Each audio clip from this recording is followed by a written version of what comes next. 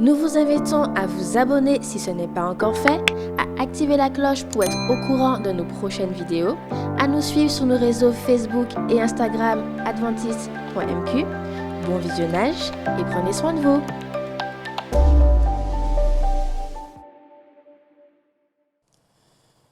Chers auditeurs, chers internautes, c'est bien évidemment avec plaisir que nous partageons régulièrement la parole de Dieu avec vous.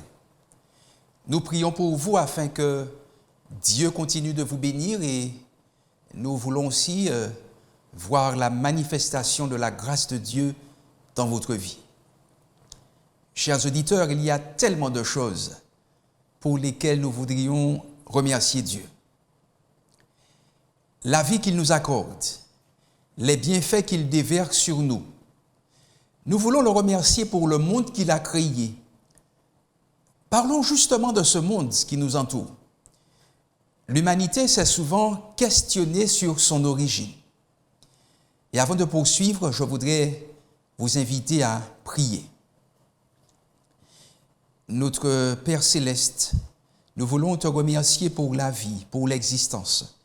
Nous sommes conscients du bienfait dont nous sommes l'objet de ta part.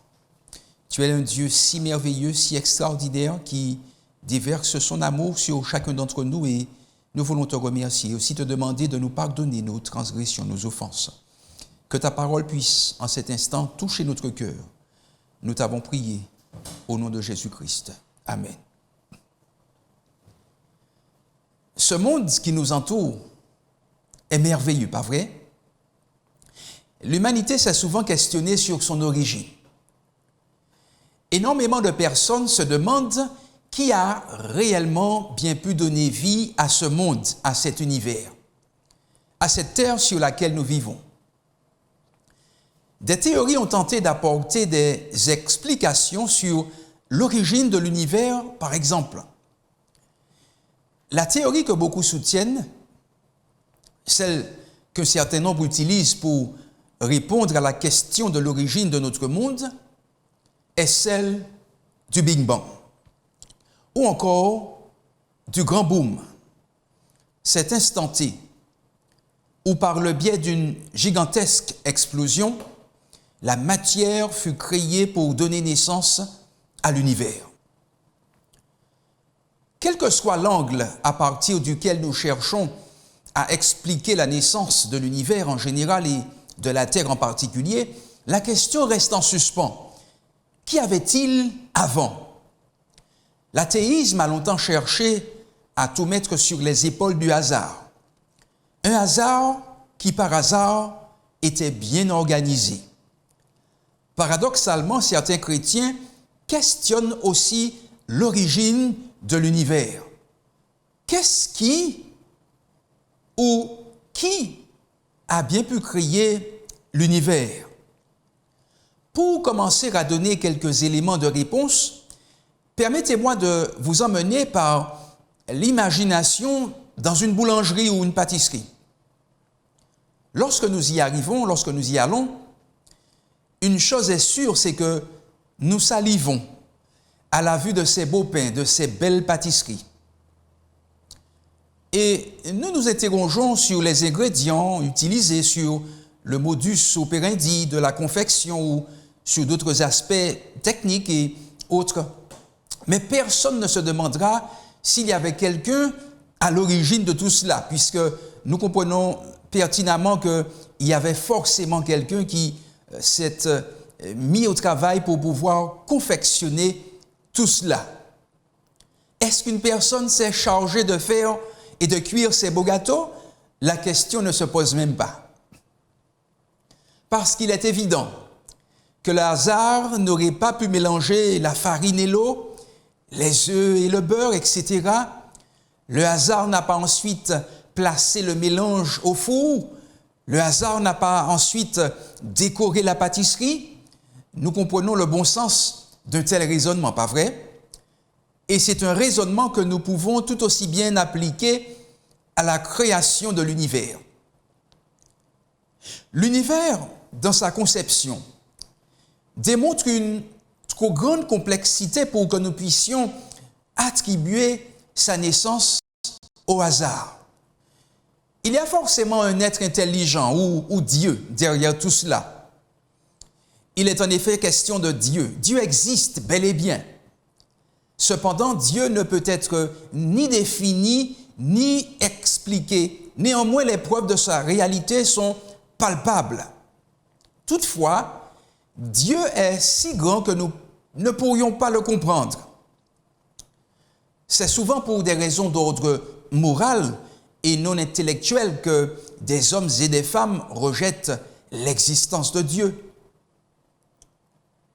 Certains êtres humains, dans leur conscience et insouciance, disent dans leur fort intérieur que Dieu n'existe pas. Mais ce merveilleux Dieu, dont beaucoup se détournent, cherche constamment à entrer en contact avec l'humanité. Et pour ce faire, il utilise au moins 3 moyens fondamentaux. Premièrement, Dieu se révèle à l'homme par le biais de la nature. Il faut être vraiment entêté pour ne pas admettre que Dieu est le créateur de la terre et de l'univers. Le monde, dans sa conception même, se caractérise de manière générale par l'ordre et l'harmonie. La vie se renouvelle de manière continue. Une main divine doit forcément y être pour quelque chose. Prêtons une oreille à ce que dit le roi David à propos de la création dans son psaume 19, entre le verset 1 et 7. Les cieux racontent la gloire de Dieu, et l'étendue manifeste l'œuvre de ses mains. Le jour en instruit à un autre jour, la nuit en donne connaissance à une autre nuit. Ce n'est pas un langage, ce ne sont pas des paroles dont le son ne soit point entendu. Leur retentissement parcourt toute la terre. Leurs accents vont aux extrémités du monde, où il a dressé une tente pour le soleil, et le soleil, semblable à un époux qui sort de sa chambre, s'élance dans la carrière avec la joie d'un héros. Il se lève d'une extrémité des cieux et achève sa course à l'autre extrémité. Rien ne se dérobe à sa chaleur. La loi de l'Éternel est parfaite, elle restaure l'âme. Le témoignage de l'Éternel est véritable. Il rend le sage plus sage, il rend sage l'ignorant. Nous pouvons presque entendre la voix de Dieu à travers la nature, tant les évidences sont criantes qu'il en est l'auteur. L'apôtre Paul, dans son épître aux Romains, chapitre 1er, verset 20, dira ceci: « En effet, les perfections invisibles de Dieu, sa puissance éternelle et sa divinité, se voient comme à l'œil, depuis la création du monde, quand on les considère dans ses ouvrages. Le soleil se lève à l'est et se couche à l'ouest, pas vrai?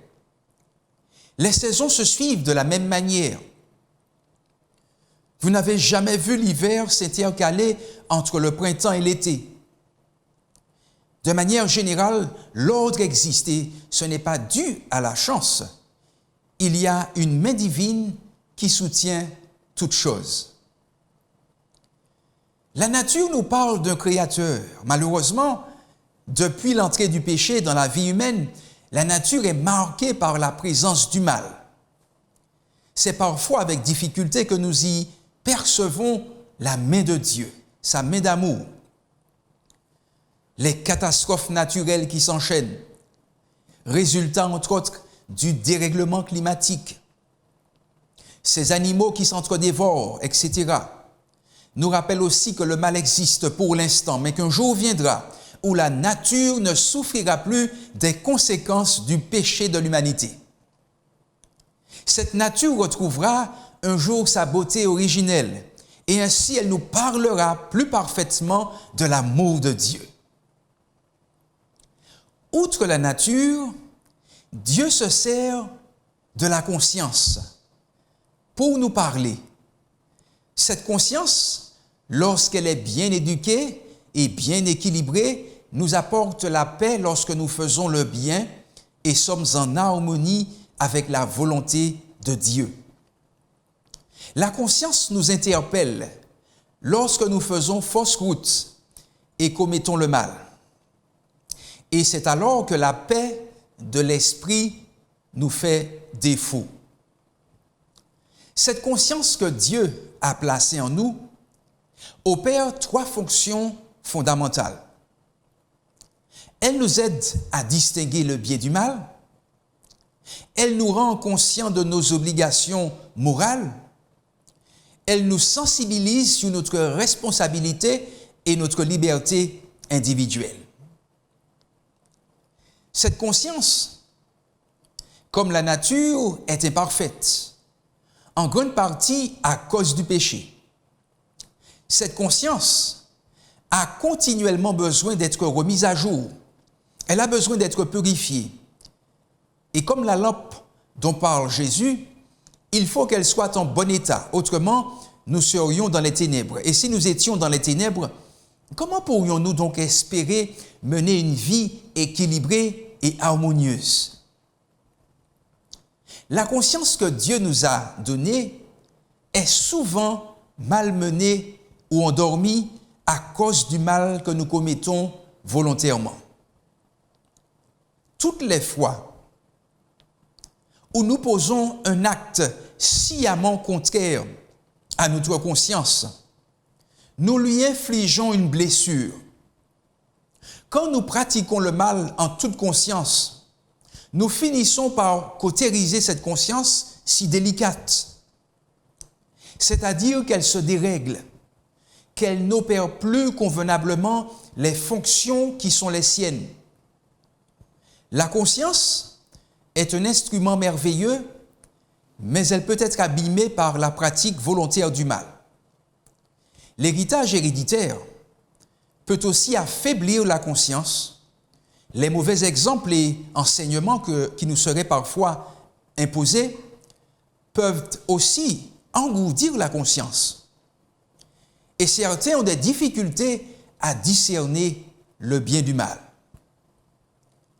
L'autre moyen dont Dieu se sert pour nous parler, c'est la Bible.